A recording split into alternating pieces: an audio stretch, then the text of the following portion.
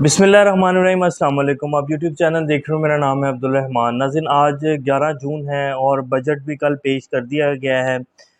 Budget की कुछ मोटी मोटी तफसीलात आपके सामने रखेंगे और महंगाई की शरह जो है वो पिछले एक हफ़्ते में कहाँ तक पहुँच चुकी है और अब इस बजट के पेश होने के बाद महंगाई का क्या आलम होगा वो भी आपको डिटेल्स बताएंगे।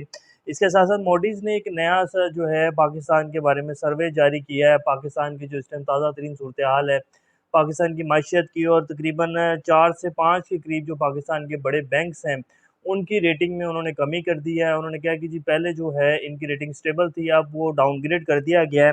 उससे उन बैंक्स को क्या नुकसान पहुँचेगा। और मियां मंशा साहब ने 2 दिन पहले शहजाद इकबाल के प्रोग्राम में बैठ के जियो न्यूज़ में शहबाज शरीफ साहब की इम्पोर्टेड जो गवर्नमेंट है उसको बड़े आड़े हाथों लिया और उन्होंने बड़ी सख्त तनकीद जो है वो की, और उन्होंने कहा कि जो इनका जितने भी इन्होंने दौरे किए हैं इनको आगे से कुछ नहीं मिला। और मोहम्मद बिन सलमान ने शहबाज शरीफ साहब को क्या और कैसा करारा जवाब दिया वो भी आपको सामने रखेंगे।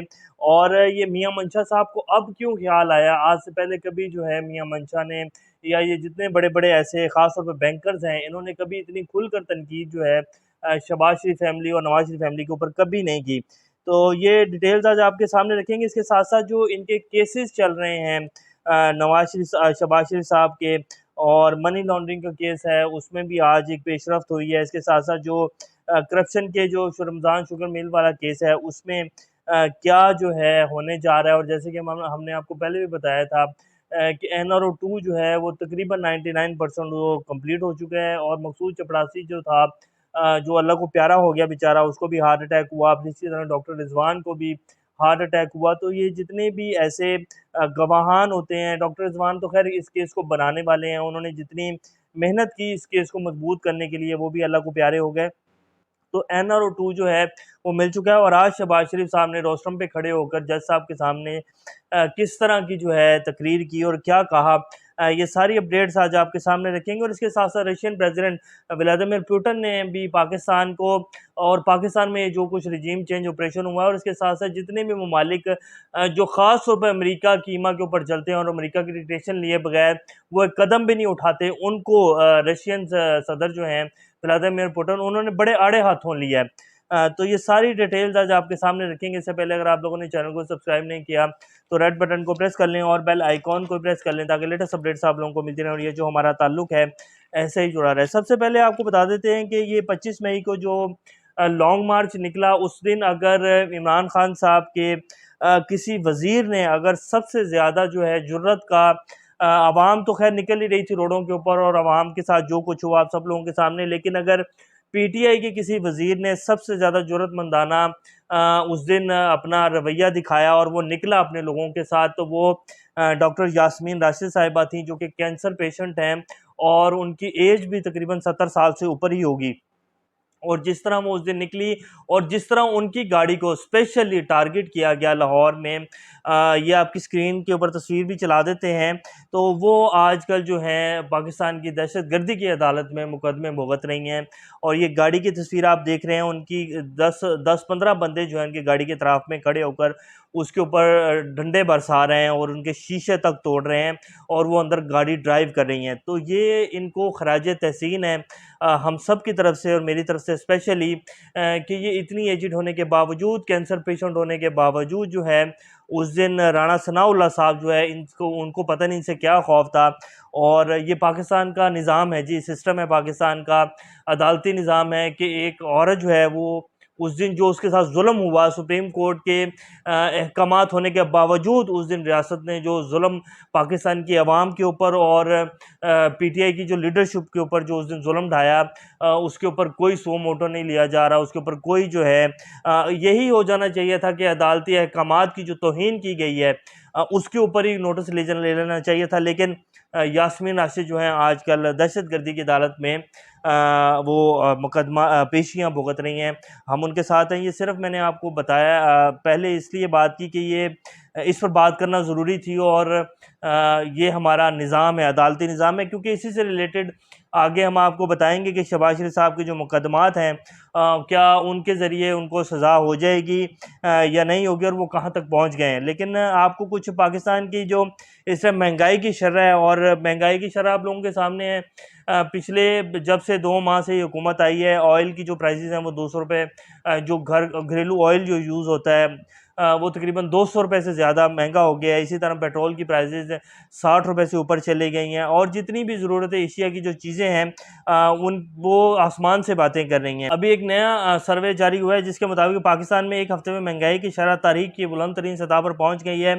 महंगाई की मजमूई शरह 23.98 24% तक जो है वो चले गई है। और अभी कल बजट पेश किया गया, और बजट में तो भरमार की गई है टैक्सेस की। आम आवाम जो है, जो आम आदमी है पाकिस्तानी जो है, उसका गला जो है, जो कुछ बचा हुआ था उसे बिल्कुल घोट दिया गया है। और इसका जो तूफ़ान है महंगाई का आने वाले दिनों में वो आपके सामने आ जाएगा। आपको सिर्फ कुछ मोटे मोटे जो पॉइंट्स हैं वो बता देते हैं। तकरीबन 1586 अरब जो है वो दिफा का बजट रखा गया है। पाकिस्तान की जो फ़ौज है वो 7 लाख फ़ौज है। तालीम के लिए 6 अरब रुपए रखा गया है, और सेहत के लिए 12 अरब रुपए रखा गया है। अब इसकी ज़्यादा तफसीलात आप बाकी खुद समझदार हैं कि आगे जो कितनी की मेहरबानियाँ इस हुकूमत ने की होंगी। 22 करोड़ आवाम के लिए जो तालीम है उसके 6 अरब रुपए, और सेहत के लिए 12 अरब रुपए रखा गया है 22 करोड़ आवाम के लिए। और दिफा के लिए 7 लाख फ़ौज की 1586 अरब रुपए रखे गए हैं। अब मैं इससे ज़्यादा इस पर बात नहीं करूँगा, और बाकी आप लोग खुद समझदार हैं। तो ये इस तरह का बजट है। और जो पीटीआई के कुछ माहिर माशियात हैं, मुज़म्मिल असलम साहब, उन्होंने कहा है कि जिस तरह का बजट इस हुकूमत ने पेश किया है, और जिस तरह के गुलाटियाँ इसमें मारी गई हैं, और जिस तरह के गबन इस बजट में किए गए हैं, जो ओरिजिनल इशारे थे और जो ओरिजिनल जो वो थी रेटिंग्स थी, जो कैलकुलेशंस थी, वो बिल्कुल नहीं बताई गई। उनको खुफिया रखा गया, उनको छुपाया गया। और इस बजट से जब ये आईएमएफ में लेके जाएंगे तो आईएमएफ इस बजट को जो है रद्द कर देगा, और ये इस गवर्नमेंट को 1 माह बाद या 1.5 माह बाद वापस लेना पड़ेगा, वरना इनको जाना पड़ेगा। तो उन्होंने तो ये कहा। और इस बजट की जो तफसीलात कैसे चल रही हैं, जितने भी माहिर माशियात हैं और जितने भी चैनल्स हैं जो कि फेयर रिपोर्टिंग कर रहे हैं, वो यही कह रहे हैं कि ये बजट में सिर्फ तबाही फेरी गई है और कुछ भी नहीं है, और किसी भी लिहाज से ये बजट जो है अवाम दोस्त बजट नहीं है।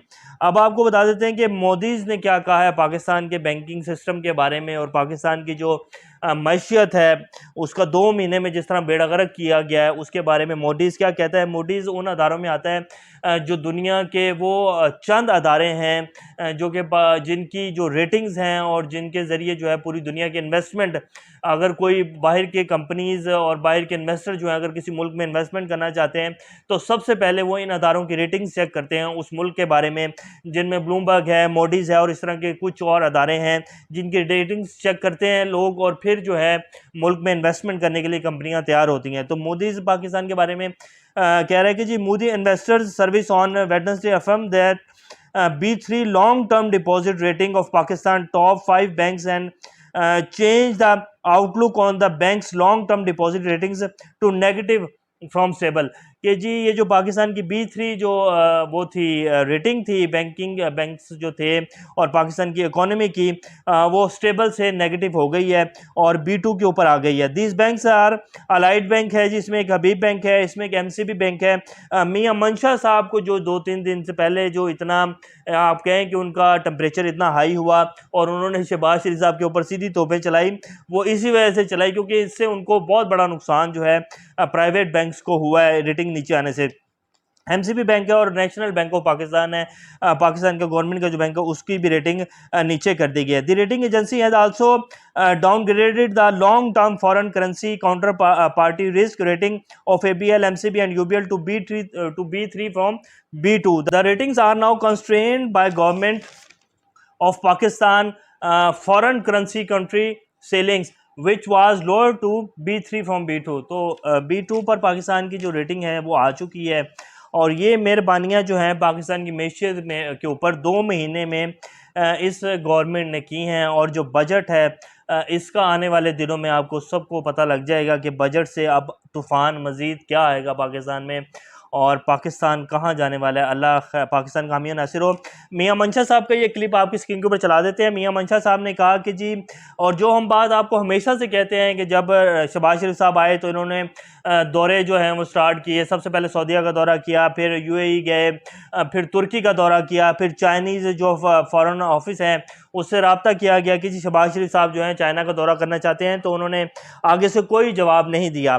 तो शहबाज शरीफ साहब, मियां मंशा साहब क्या कहते हैं, उन्होंने कहा कि जी शहबाज शरीफ साहब मोहम्मद बिन सलमान से मिले तो उन्होंने कहा कि जी आपने तो काम पकड़ा हुआ है, हर 2-3 साल बाद आप आ जाते हैं पैसे मांगने के लिए, तो कोई पैसे वैसे नहीं आपके लिए हमारे पास। ज़्यादा से ज़्यादा हम ये कर सकते हैं आपके लिए कि जो आपकी ऑयल पेमेंट्स हैं उनको मज़ीद, उनकी जो आपने किस्तें देनी हैं उसको बढ़ा देंगे। वो भी अभी तक उन्होंने जून के बाद उन्होंने फ़ैसला करना, देखें वो भी फ़ैसला वो करते हैं या नहीं करते। तो ये सिचुएशन है। ये तो मियां मंशा साहब ने कहा कि जी सीधा सीधा चिट्टा चिट्टा इनकार किया गया शहबाज शरीफ साहब को। जितने भी 3 मुल्कों के शहबाज शरीफ साहब ने अभी तक दौरे किए, वैसे तो 5 दौरे किए हैं। इंग्लैंड वाला दौरा तो सिर्फ वो एक उनका निजी दौरा था जिस पे बाद में वो आने का दिल ही नहीं कर रहा था, लेकिन खैर बामुश्किल उनको आना पड़ा। तो जितने भी ये 3 ऑफिशियल दौरे किए हैं पाकिस्तान के लिए उसमें कुछ भी नहीं मिला। और ये बात हम आपको पहले से बताते हैं कि जी पाकिस्तान जैसे कोई भी मुल्क का अगर प्राइम मिनिस्टर आता है और वो आपसे ख़ास तौर पे इसलिए आ रहा हो सॉरी, कि जी मुझे पैसे दे दें, हमारे मुल्क के हालात ख़राब हैं, तो जितनी भी मुल्क की एजेंसियाँ होती हैं वो वज़ीर-ए-आज़म को पहले रिपोर्ट पेश करती हैं कि जी ये वज़ीर-ए-आज़म है, ये ख़ानदान है इनका, और ये इनके असासे हैं, ये बिज़नेस है, और ये कितनी देर से पाकिस्तान में बैठे हुए हैं। तो शहबाज शरीफ, नवाज शरीफ फैमिली को तो सऊदीज़ जो हैं वो ख़ास तौर पर बहुत अच्छे से जानते हैं, और इनकी वो रगे भी शायद वो जानते होंगे जो शायद पाकिस्तानियों को भी नहीं पता। और मैं बहुत सारी डिटेल्स ऐसी हैं जो ना ही मीडिया के ऊपर आई तो अच्छी हैं, जो सऊदीज़ के बारे में है और इनके बारे में है, शरीफ फैमिली के बारे में। तो उन्होंने साफ साफ इनकार कर दिया शहबाज शरीफ साहब को। और जब वो रिपोर्ट्स पेश होती है तो उसमें बताया जाता है, सब कुछ ये कहानियाँ बताई जाती हैं कि जी इनका तो अरबों डॉलर का बिजनेस है और ये अब आ रहे हैं। तो उन्होंने फिर क्या देना, उन्होंने कहना कि जी आप तो हर 2-3 साल बाद मांगने आ जाते हैं, तो आपका जो अपने बैंक बैलेंस पड़े हुए हैं जिसमें अरबा रुपए पड़ा है, जिसमें आपको पता ही नहीं है कि कितना पैसा कहाँ पड़ा हुआ है, तो आप वो पैसा निकाल के लगाए ना। हम पागल थोड़ी हैं, बुद्धू थोड़ी हैं जो आपको हर 2-3 साल बाद 2-4-5 अरब डॉलर दे दें और आप हमसे मांगने आते रहें और बाद में वही पैसा आप लोग खा जाएं, उसका कोई हिसाब ही नहीं है। तो ये इनकार जो है सऊदीया की तरफ से भी, तुर्की की तरफ से भी और यूएई की तरफ से भी सेम चिट्टा इनकार जो है वो किया गया। और इसी वजह से ये जो मुश्किल फैसले इतने लिए जा रहे हैं, 60-60 रुपए पेट्रोल बढ़ाया जा रहा है, और जो बजट जिस तरह का पेश किया गया है उसके भी जो अब झटके हैं वो आने वाले दिनों में आएंगे अवाम को। वैसे ये पाकिस्तानी अवाम जो है ये बहुत पक्की हो चुकी है और अब और भी मज़ीद हो जाएगी। इसका जितना भी खून निचोड़ेंगे इस कौम पर अल्लाह का ख़ास करम है, और ये चलता ही रहना है। पाकिस्तान इंशाल्लाह चलेगा और बेहतरी भी ज़रूर आएगी। अब लास्ट में आपको बता देते हैं कि जो व्लादिमीर पुतिन ने की है, जितने भी हम जैसे मुल्क हैं जो कि अमेरिका के बगैर नहीं चल सकते और अमेरिका की डिक्टेशन जो है वो उसके बगैर तो कदम भी नहीं रख सकते, तो उन्होंने कहा है there is no in between, no intermediate state, इधर अ कंट्री इज सॉवरन और इट इज़ अ कॉलोनी।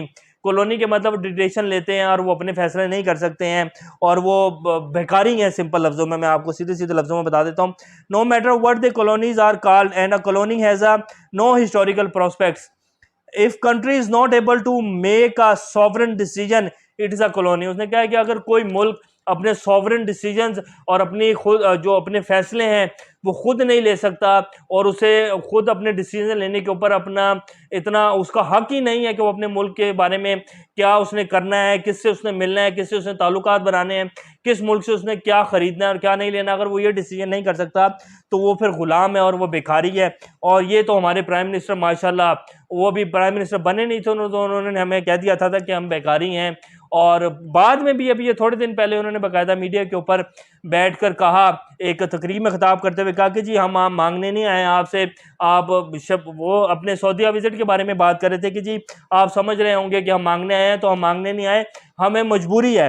तो वो कान को आप इधर से पकड़ लें इधर से पकड़ लें, मजबूरी में ही बंदा मांगता है। तो बहरहाल उन्होंने कह दिया था कि हम बेकारी हैं। तो जो यही तारीफ जो है हमारी व्लादिमीर पुतिन ने भी की है कि जी आप लोग तो अभी अपने खुद डिसीजन लें, फिर आप हमारे साथ ताल्लुकात बनाइएगा। आप लोगों की औकात नहीं है इतनी कि रूस के साथ चल सकें और चाइना के साथ आप लोग चल सकें।